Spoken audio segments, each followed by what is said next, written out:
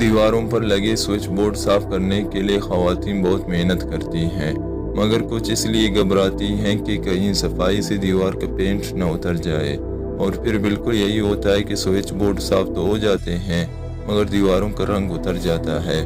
आज हमारे YouTube channel से जानें कैसे आप स्विच बोर्ड भी आसानी से साफ कर सकती हैं और दीवारों के रंग भी न उतरेंगे। तरीका यह है कि 1 चम्मच बेकिंग सोडा और 1 चम्मच नींबू के रस को मिक्स कर लें। एक रुई के टुकड़े को इस मालूल में डिप करें, इसको स्विच बोर्ड पर फेरें। लीजिए, हो गए आपके सारे स्विच बोर्ड साफ।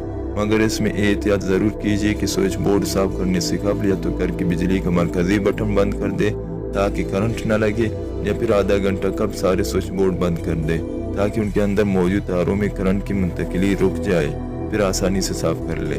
शुक्रिया। ये थी हमारी आज की वीडियो।